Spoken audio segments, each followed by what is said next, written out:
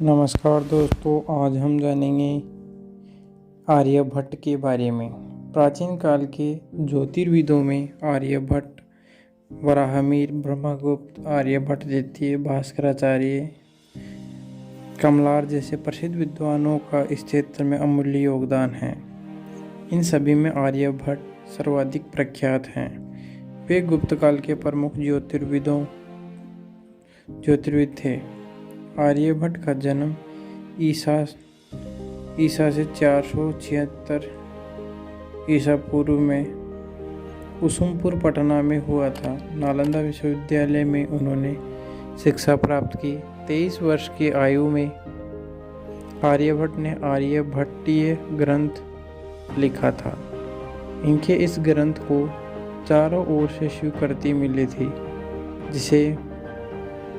जिससे प्रभावित होकर राजा बुद्धगुप्त ने आर्यभट्ट को नालंदा विश्वविद्यालय का प्रमुख बना दिया। पृथ्वी गोल है, इस बारे में आर्यभट्ट ने बताया तथा वह अपनी धुरी पर घूमती है या अपने अक्ष पर घूमती है, ये भी आर्यभट्ट के द्वारा ही बताया गया, जिसके कारण रात और दिन होते हैं तथा सिद्धांत को सभी जानते हैं। इस सिद्धांत को क्या करते हैं भाई, सभी लोग जानते हैं। इस पर वास्तविकता से बहुत लोग परिचित होने के निकोलस कोपरनिकस ने बहुत पहले ही आर्यभट्ट ने यह खोज कर ली थी कि पृथ्वी गोल है और अपनी परिधि अनुमानतः 24,835 मील है। राहु नामक ग्रह सूर्य और चंद्रमा को निगल जाता है, जिससे सूर्य और चंद्र ग्रहण होते हैं। हिंदू धर्म की इस मान्यता को आर्यभट्ट ने गलत सिद्ध किया। चंद्र ग्रहण में चंद्रमा और सूर्य के बीच के आ जाने से और छाया चंद्रमा पर पड़ने से चंद्र ग्रहण होता है। इस कारण उन्होंने खोज निकाला। आर्यभट्ट को यह भी पता था कि चंद्रमा और दूसरे ग्रह स्वयं प्रकाशमान नहीं हैं, बल्कि सूर्य की किरणें उसमें प्रतिबिंबित होती हैं, और यह भी कि पृथ्वी तथा अन्य ग्रह सूर्य के चारों ओर वर्ताकार घूमते हैं। उन्होंने यह भी बताया कि चंद्रमा काला है और वह सूर्य के प्रकाश से ही प्रकाशित होता है। आर्यभट्ट ने यह सिद्ध किया कि वर्ष में 366 दिन नहीं वरन 365.2951 दिन होते हैं। आर्यभट्ट के गोलीय सिद्धांत, सूर्य चंद्रमा ग्रहण के सिद्धांत, रोमक सिद्धांत और सूर्य सिद्धांत विशेष रूप से महत्वपूर्ण हैं। आर्यभट्ट द्वारा निश्चित किया गया वर्षमान टोलमी की तुलना में अधिक वैज्ञानिक हैं।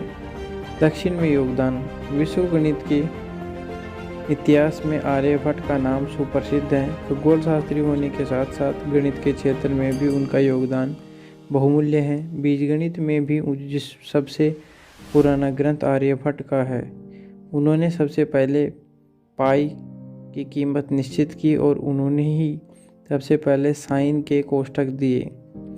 गणित के जटिल प्रश्नों को सरलता से हल करने के लिए उन्होंने ही समीकरणों का आविष्कार किया, जो पूरे विश्व में प्रख्यात हुआ।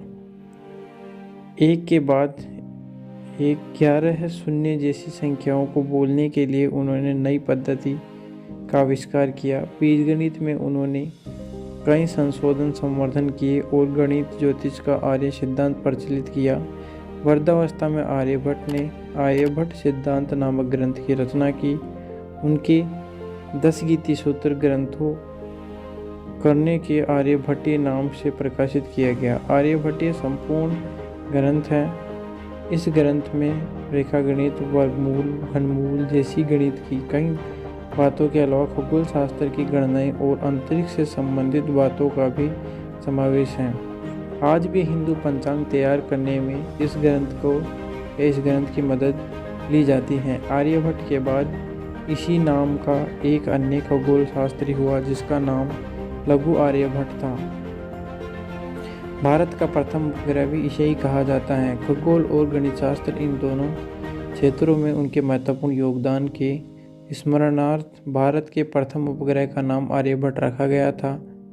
आर्यभट्टीय नामक ग्रंथ की रचना करने वाले आर्यभट्ट अपने समय के सबसे बड़े गणितज्ञ थे। आर्यभट्ट ने दशमलव प्रणाली का विकास किया। आर्यभट्ट के प्रयासों के द्वारा ही खगोल विज्ञान को गणित से अलग किया जा सका। आर्यभट्ट ऐसे प्रथम नक्षत्र वैज्ञानिक थे जिन्होंने यह बताया कि पृथ्वी अपनी धुरी पर घूमती हुई सूर्य के चक्कर लगाती है। उन्होंने सूर्य ग्रहण तथा चंद्र ग्रहण होने वास्तविक कारण पर प्रकाश डाला। आर्यभट्ट ने सूर्य सिद्धांत लिखा। आर्यभट्ट के सिद्धांत पर भास्कर प्रथम ने टीका लिखी।